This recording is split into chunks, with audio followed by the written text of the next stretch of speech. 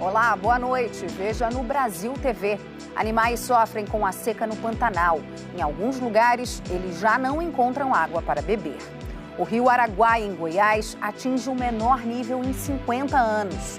E no Maranhão, helicópteros usam água de piscina para combater um incêndio na Chapada das Mesas.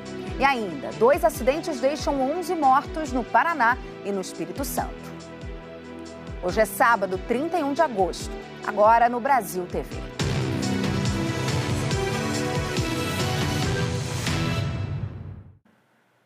A seca extrema que atinge o país tem provocado incêndios em várias regiões. No Pantanal, os animais lutam para sobreviver com a falta de água. O veado procura por água onde agora só tem barro seco. Nessas imagens de armadilhas fotográficas, os cervos e os pássaros tentam matar a sede na lama. Temos muitos peixes que estão já em estado de sofrimento respiratório. A gente observou recentemente uma anta que ficou atolada aqui. As imagens são do monitoramento feito pelo Grupo de Resposta a Animais em Desastres, em parceria com o Instituto Chico Mendes. Desde julho, eles analisam os efeitos do baixo nível das águas no Pantanal. Eles também encontraram muitos animais magros.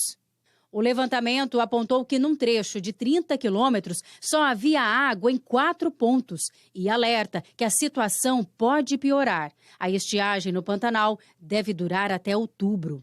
Em determinados pontos, é mais do que necessário o fornecimento de um item básico que não traz prejuízo à fauna, que é a água, um item essencial para a sobrevivência desses animais. Esse relatório foi encaminhado ao Ministério Público Estadual, que notificou a Secretaria de Meio Ambiente de Mato Grosso para fazer ações preventivas e minimizar o sofrimento dos animais no Pantanal.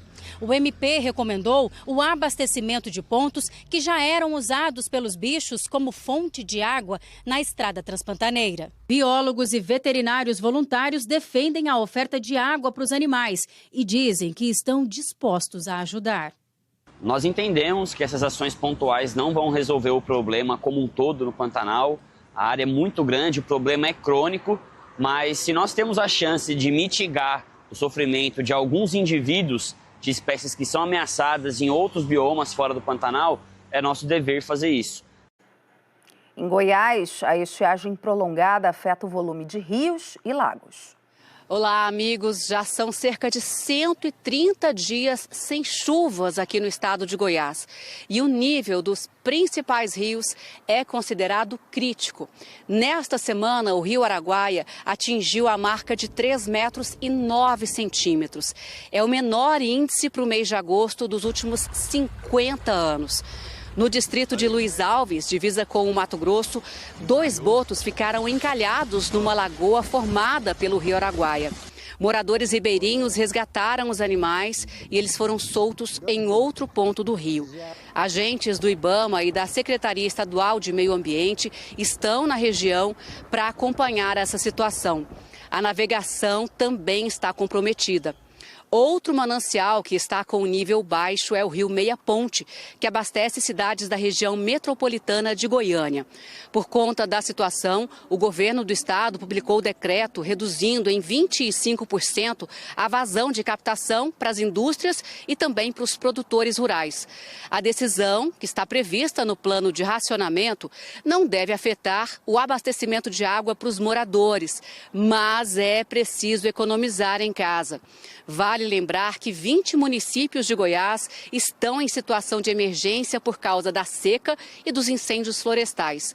Segundo os bombeiros, foram registrados neste mês de agosto 940 focos de queimadas em Goiás. Voltamos aos estúdios do Brasil TV. Um incêndio de grandes proporções atinge a Chapada das Mesas, no sul do Maranhão. Um helicóptero dos bombeiros pegou água de uma piscina para combater o fogo. A Chapada das Mesas é um dos principais pontos turísticos do estado. O fogo já atingiu uma trilha e algumas atividades foram suspensas. As causas do incêndio vão ser investigadas. No interior de São Paulo, incêndios estão devastando áreas de vegetação também. A previsão de calor e seca nos próximos dias deixa autoridades em alerta. Um levantamento feito pela Defesa Civil Municipal de Fernandópolis diz que a área atingida por esse incêndio foi de aproximadamente 1.500 hectares, ou seja, aproximadamente 1.500 campos de futebol. O incêndio começou ontem por volta do meio-dia e foi controlado, pelo menos os grandes focos, por volta das 5, 6 horas da tarde. Mas ainda hoje, equipes brigadistas de uma usina aqui de álcool e açúcar da região trabalham para evitar que novos focos voltem a aparecer neste sábado. Durante o trabalho de ontem, Defesa Civil, Corpo de Bombeiros e também equipes da usina trabalharam no combate desse incêndio que acabou atingindo uma grande área de cana de pasto e também áreas de preservação ambiental. A Polícia Ambiental está na área neste momento fazendo um levantamento do que foi atingido e para tentar descobrir onde ele começou e tentar identificar também possíveis responsáveis. Patrick Lima, aqui de Fernandópolis, para o Brasil TV. E o governo federal voltou a acionar a bandeira vermelha na conta de luz. Com isso, em setembro, haverá uma cobrança adicional de quase R$ 8,00 a cada 100 kWh consumidos. Por causa da seca, usinas hidrelétricas estão gerando menos energia.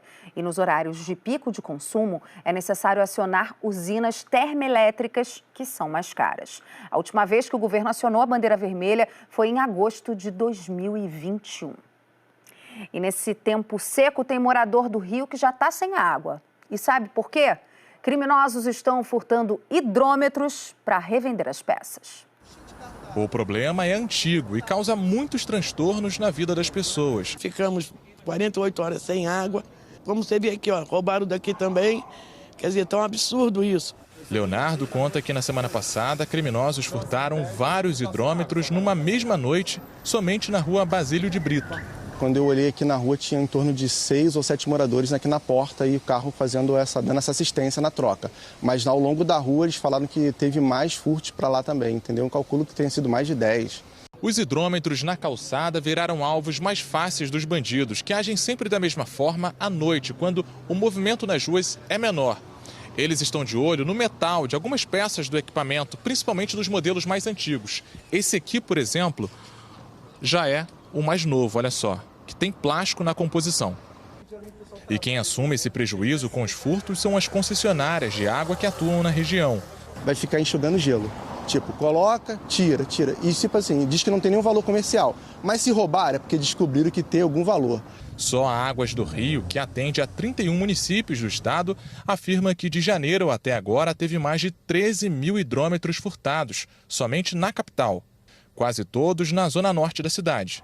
A empresa começou o levantamento no ano passado, mas não tem dados comparativos de furtos no mesmo período de janeiro a agosto.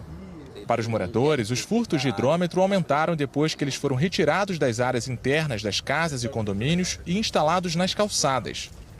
A Água dos Rios, ela tirou o nosso sistema, que era interno, era dentro do prédio, para colocar fora do prédio. Eles aí puseram para fora. Então ficou muito fácil para que as pessoas fiquem tirando. Isso daí é realmente uma coisa que tem que ser vista. A empresa Águas do Rio, que abastece a capital, afirmou que está intensificando o uso de novos modelos de hidrômetros sem componentes metálicos nem valor comercial para desestimular os crimes. Em caso de furto, a empresa orienta que os consumidores comuniquem à concessionária e façam um boletim de ocorrência. E no próximo bloco, a estiagem no Amazonas faz ressurgir um monumento do patrimônio histórico e artístico nacional. É já já.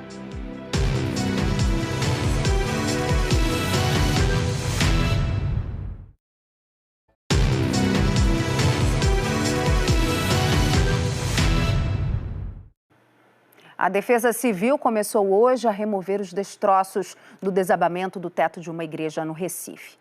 2 pessoas morreram e 5 permanecem internadas. A ficha está caindo aos poucos. O olhar é de quem não compreende, mal acredita no que aconteceu. Pessoas que estavam aqui para receber uma cesta básica. Tinha mais de 50 pessoas na igreja. Era 1h30 da tarde. O teto do santuário de Nossa Senhora da Conceição desabou de canto a canto. O que se viu em seguida foi dor, desespero. Quem ainda estava embaixo da estrutura? Quem tinha conseguido sair?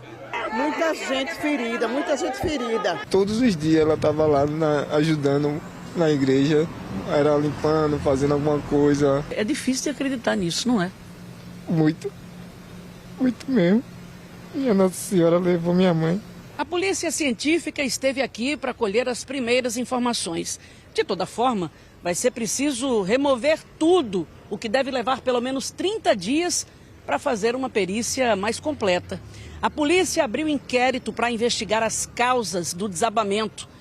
Os vizinhos falam de uma obra que terminou não tem nem uma semana para colocar placas de energia solar em cima do telhado que caiu. E um engavetamento envolvendo 2 caminhões e um carro provocou a morte de 6 pessoas no Paraná.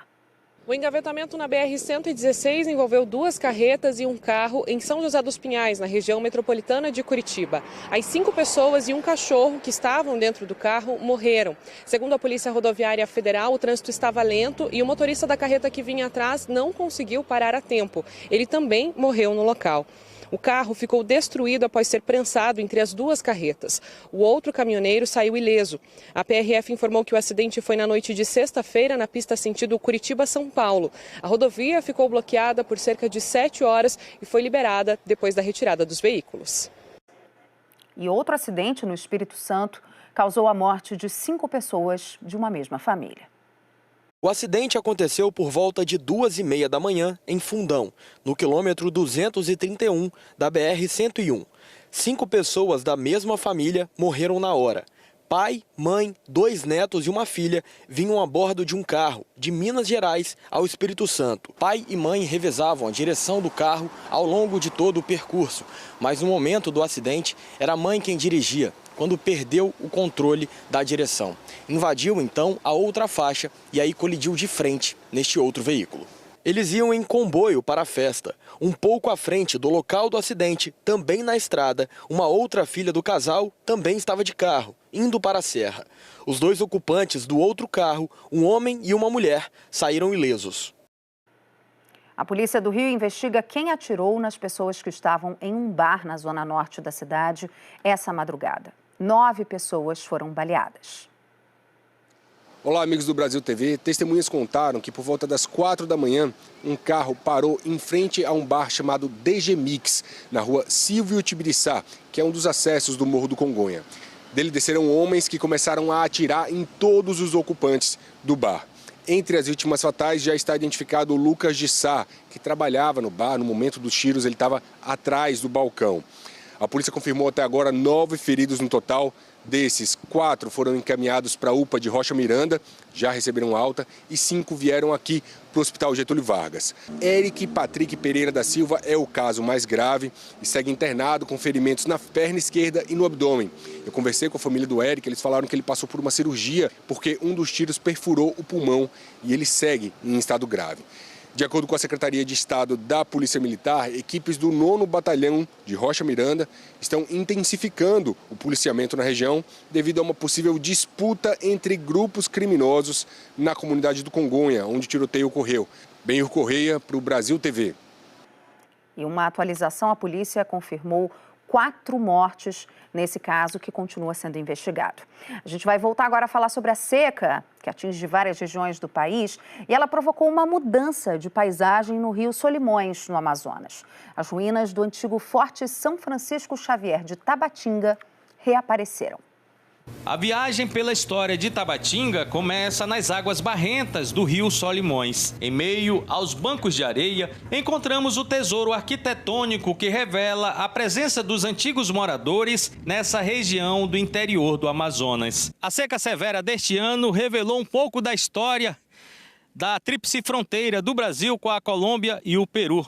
No lado esquerdo do rio Solimões, encontramos as ruínas do antigo Forte São Francisco Xavier de Tabatinga. Essa fortificação militar foi importante para garantir a soberania da então coroa portuguesa no século XVIII contra as expedições espanholas aqui na região.